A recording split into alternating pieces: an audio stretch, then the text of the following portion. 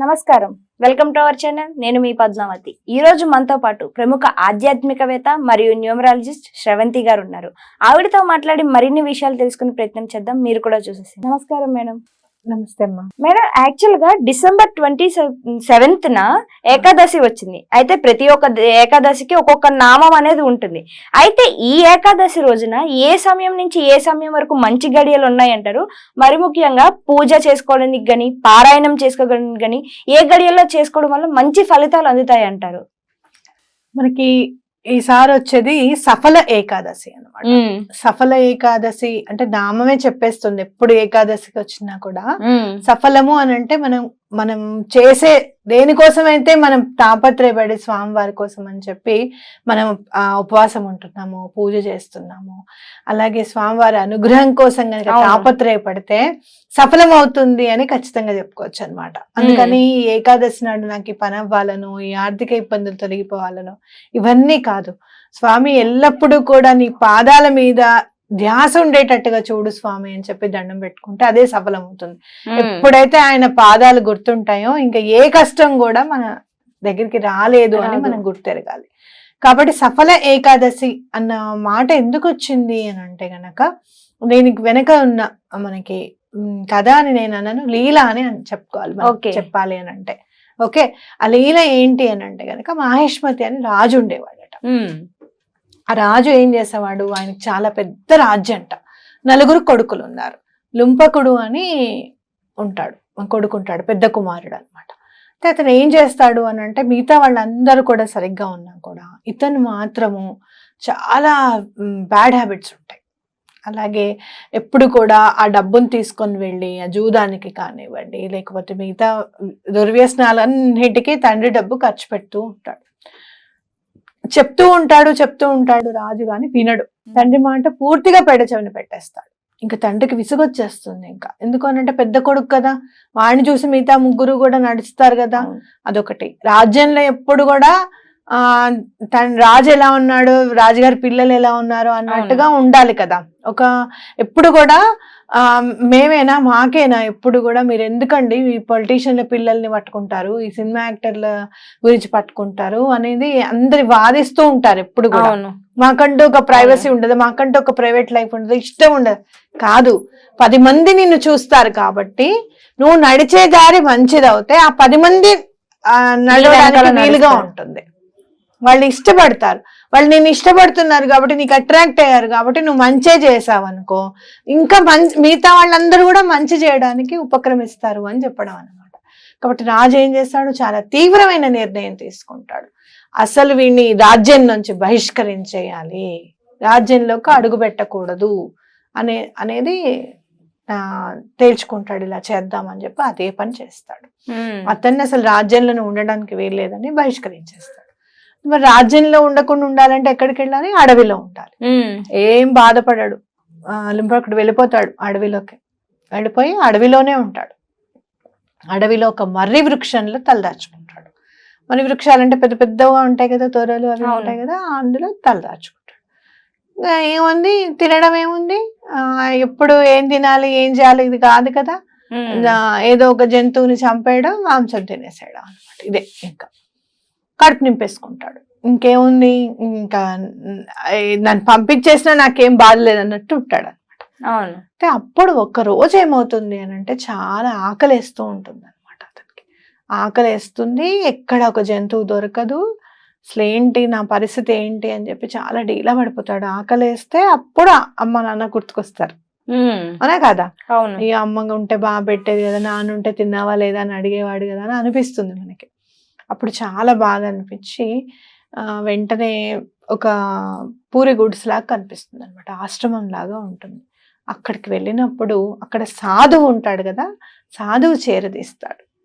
చేరదీసి అతనికి అన్నం పెడతాడు అనమాట. అన్నం పెడితే అతను ఏడ్చేస్తాడు. ఎందుకు అనంటే నన్ను అసలు నువ్వెవ్వరు అని కూడా అడగకుండా, ఎందుకంటే రాజ్యాల్లో బహిష్కరించేశారు అంటే ఎవ్వరు అతన్ని చేరదీవ్వరు కాబట్టి అక్కడ కూడా అడుగుతారు అనుకుంటాడు. అతను అడగడు, సాధువు కదా, అడగడు. నన్ను ఇలా మీరు అడగకుండా మీరు ఇలా అన్నం పెట్టారు నాకు, నేను ఎంత తప్పు చేశానా అనేది నాకు ఇప్పుడు అర్థమైపోతుంది అని చెప్పి బాధపడతాడు అనమాట. బాధపడితే అప్పుడు ఈయన ఏం చెప్తారంటే, రేపు వచ్చేది సఫల ఏకాదశి నాయన, నువ్వు చక్కగా ఏకాదశి వ్రతం చేయి, పూజ చేయి. ఏకాదశి వ్రతం అంటే ఏంటో కాదు, ముందు రోజు కూడా అన్నం తినరు, ముందు రోజు రాత్రి కూడా టిఫిన్ చేస్తారన్నమాట ఏకాదశి వ్రతము అని అంటే గనక. ఆ ఏకాదశి రోజు ఎటువంటి పరిస్థితుల్లోనూ ఏమీ తినకుండా ఉంటారు. ఏం తినకుండా మనం ఉండలేము అని అంటే కాస్త టిఫిన్ తినడము, పాలు పళ్ళు తాగడం అనేది బెస్ట్. అన్నాన్ని ఆశ్రయించి ఉంటుందట మొత్తం పాపం అంతా కూడా. కాబట్టి ఆ రోజు అన్నం తినకుండా ఉండడం అనేది ఇంపార్టెంట్ అనమాట. అది చేసిన తర్వాత నువ్వు పారణ చేయి. ఇది ఏకాదశి వ్రతం అంటే, చేసి పారణ చేయడం అనేది ఏకాదశి వ్రతం.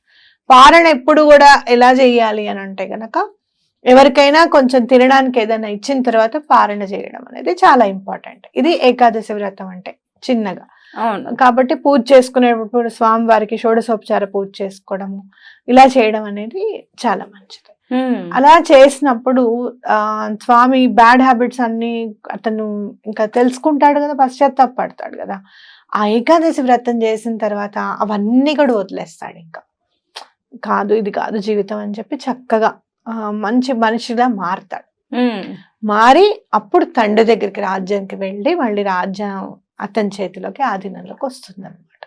అంటే ఏంటంటే అంత అంటే తన మీద తన నియంత్రణ కోల్పోయిన వ్యక్తి కూడా ఒక సాధువు వల్ల, అతను చేరదీయడం వల్ల తను తప్పేంటి అనేది తెలుసుకున్నాడు. చూసావా, ఇది మనం తెలుసుకోవాల్సింది ఏంటి ఈ లీల ద్వారా ఏంటి అని అంటే, మనం ఎప్పుడైనా కూడా ఎవరైనా మనుషులు వాళ్ళు చాలా విపరీతంగా ఆల్కహాల్ తాగుతాడండి, వాడు సిగరెట్ తాగుతాడు, అట్లా కాదు. చేరదీయడం వల్ల వాళ్ళ నుంచి ఆ చెడు అలవాట్లు దూరం చేయడము అనేది మనం చేయగలుగుతాము అనేది ఒకటి నమ్మాలి మనం ఎప్పుడు కూడా. ఎవరు చేరదీయకపోతే ఎవరు చూస్తారు? నువ్వు ముట్టుకోద్దు, నువ్వు అంటుకోద్దు అని అంటే మరి ఎవరు మంచి చెప్తారు?